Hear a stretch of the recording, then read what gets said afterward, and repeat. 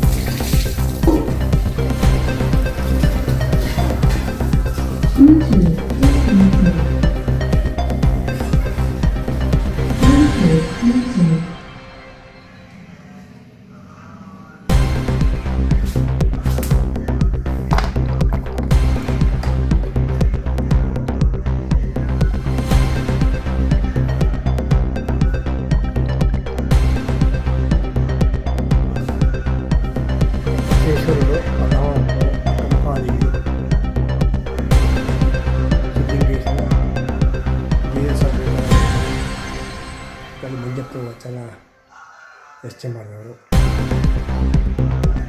ಶರಣ ಬರವಣಿಗೆ ಪ್ರಾಣ ಶ್ರೀಫಲವಿದೆ ನನ್ನ ಕೈಲಿ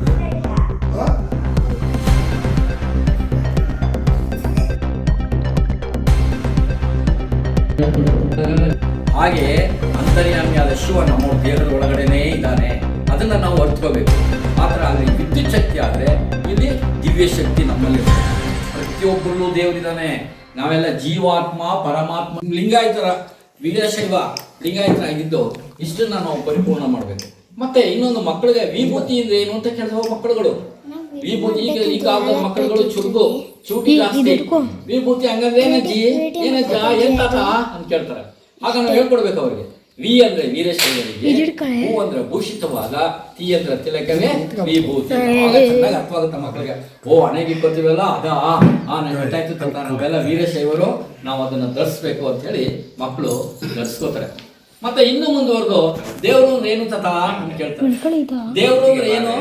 ದೇವರು ಅಂದ್ರೆ ಮೂರಕ್ಷರ. ದೇವಾರು.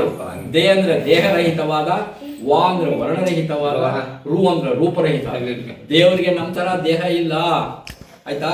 ವರ್ಣ ಅಂದ್ರೆ ಬಣ್ಣ, ನಮ್ ತರ ಬಣ್ಣ ಇಲ್ಲ, ಕಪ್ಪು ಬೆಳಕು ಇಲ್ಲ. ಮುಂದೆಂದು ರೂಪ ಇಲ್ಲ. ಈಗ ದೇಹರಹಿತವಾದ, ವರ್ಣರಹಿತವಾದ, ರೂಪರಹಿತವಾದ ದಿವ್ಯ ಶಕ್ತಿಯೇ ದೇವರು ಅಂತ ಅರ್ಥ ಮಾಡ್ಕೋಬೇಕು ನಾವು.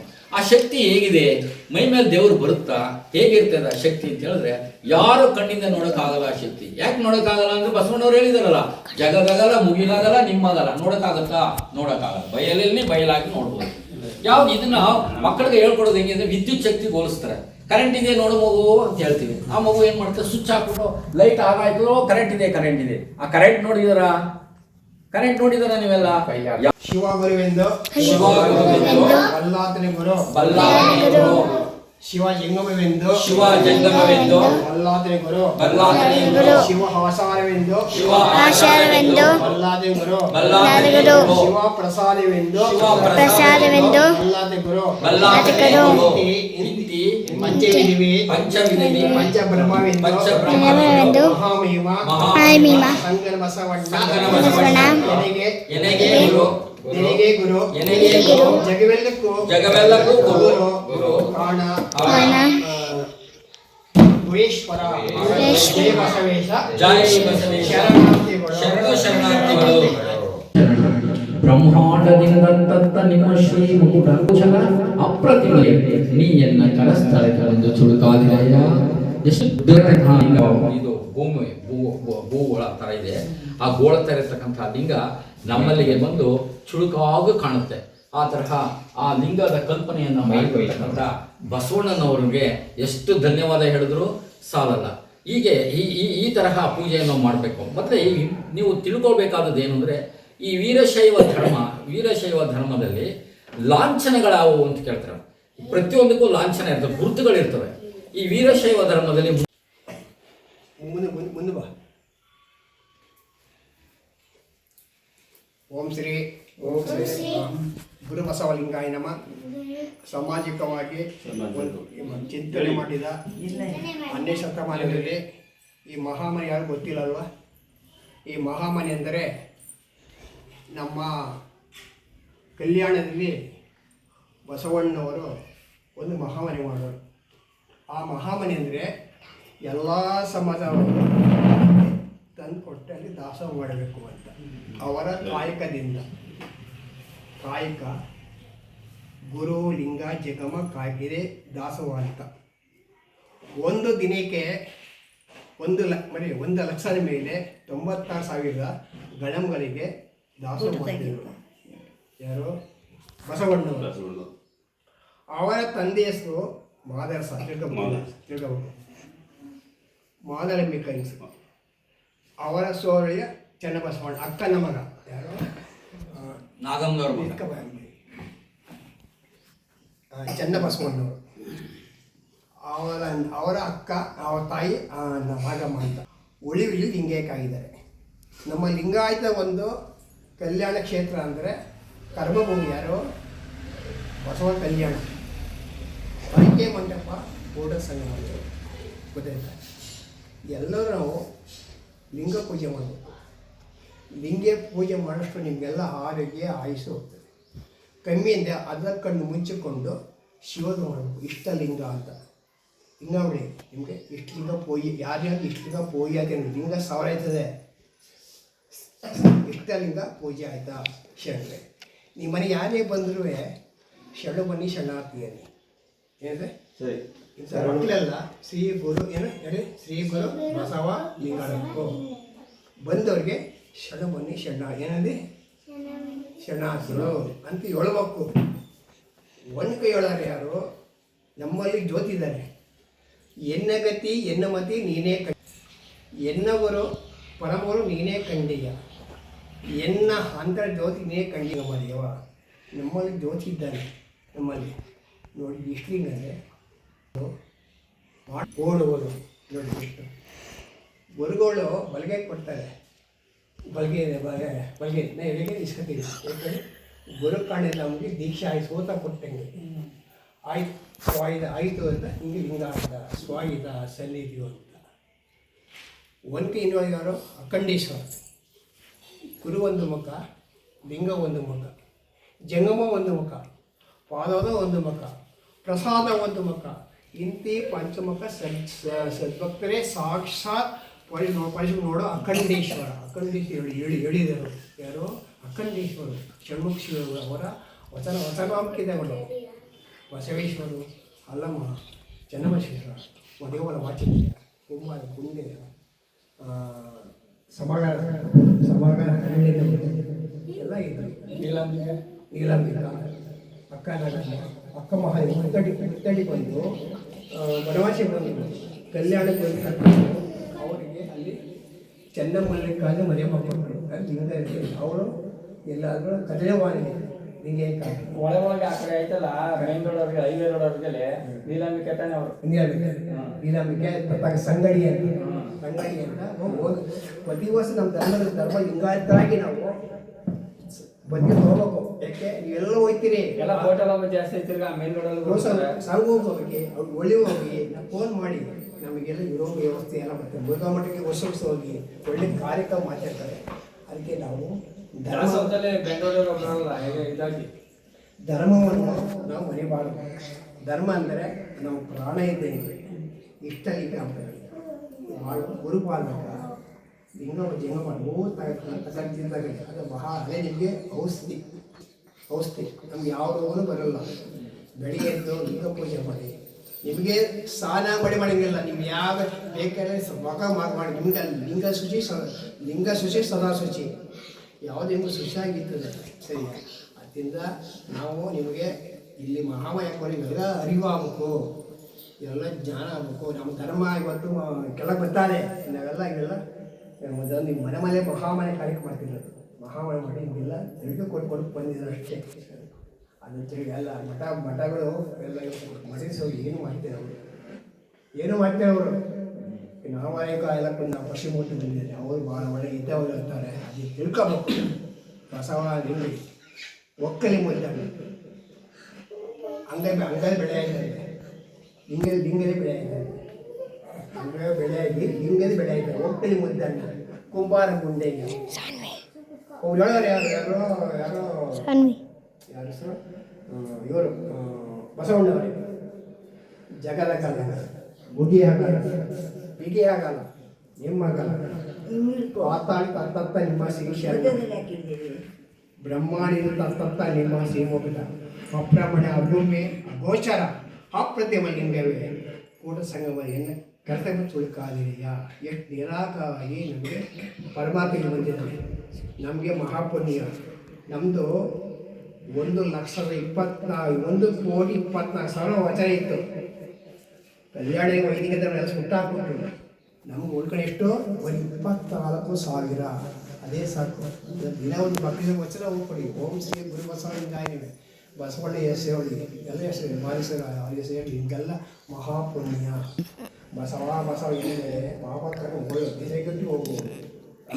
ದಿಸೆಗೆ ಎಷ್ಟು ದಿಕ್ಕು ಓದುತ್ತೆ, ಸಸ್ಯವಾರಿ ಮುಟ್ಟುವುದಂತೆ ಅಂತ ನರವಿಂದದೊಳಗಿನ ಒಳಿದನ್ನು ಮಾಡಿ ಸಲತ್ನ ಶಿವಶಿವ ಎಂದು ಶಯ್ಯ ಭಕ್ತಿ ಪರಿಸಲು ನಮ್ಮ ಪುರಸರ ಮನೆಯವ.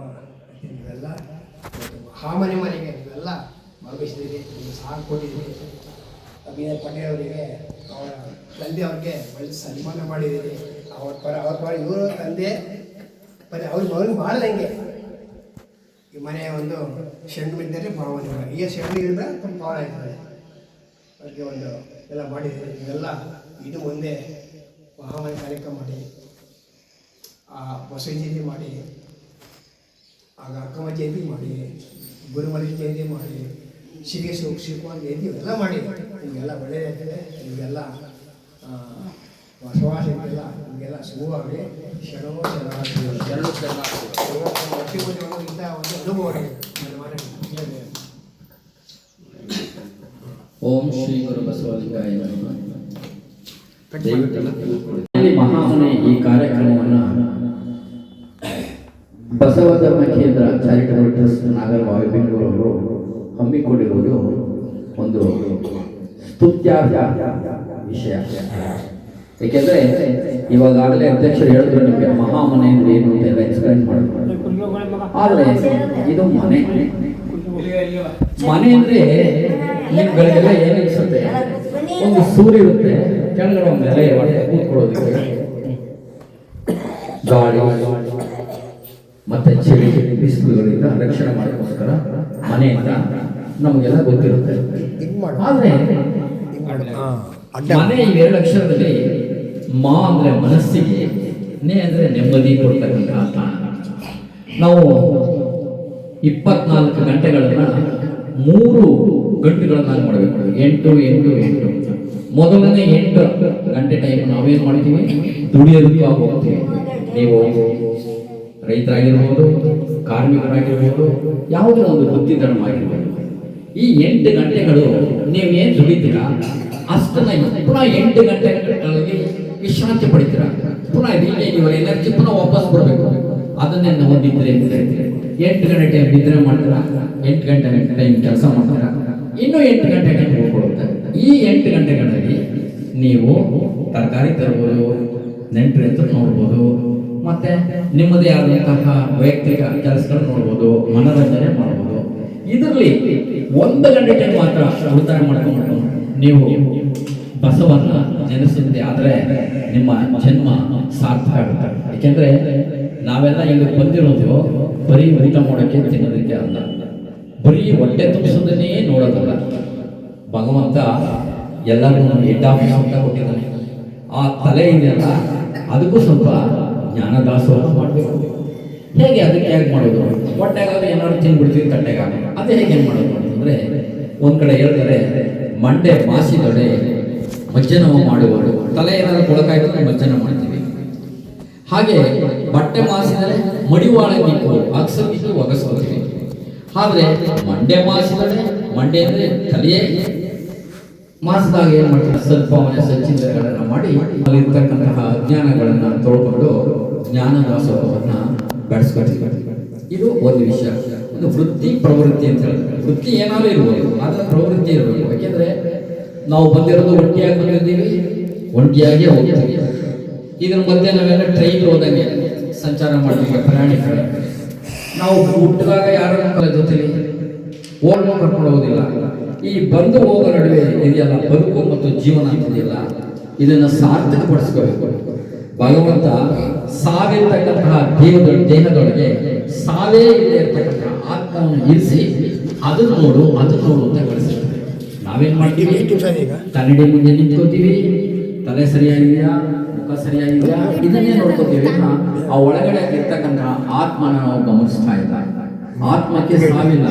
ಈ ಆತ್ಮವನ್ನು ಯಾರು ಶುದ್ಧವಾಗಿ ಅವ್ರಿಗೆ ನಮ್ಗಾಗಲೇ ಅಧ್ಯಕ್ಷ ಹೇಳಿದಂಗೆ ಯಾವುದೇ ವಿಧವಾದ ಕಾಯಿಲೆ ಆಗಲಿ, ರೋಗ ಆಗಲಿ, ರುಜಿನಗಳಾಗಲಿ ಬರಲ್ಲ.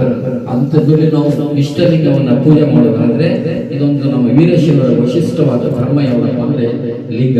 ಮೂಡಲ ಧ್ವನಿ ಹವಳ ಪಬ್ಲಿಕ್ ಪವರ್ ಕನ್ನಡ ಯೂಟ್ಯೂಬ್ ಚಾನಲ್ಗೆ ಒಮ್ಮೆ ಸಬ್ಸ್ಕ್ರೈಬ್ ಮಾಡಿ, ಬೆಲ್ ಐಕಾನ್ ಪ್ರೆಸ್ ಮಾಡಿ ಹೊಸ ವಿಡಿಯೋಗಳನ್ನ ನೋಡ್ತಾ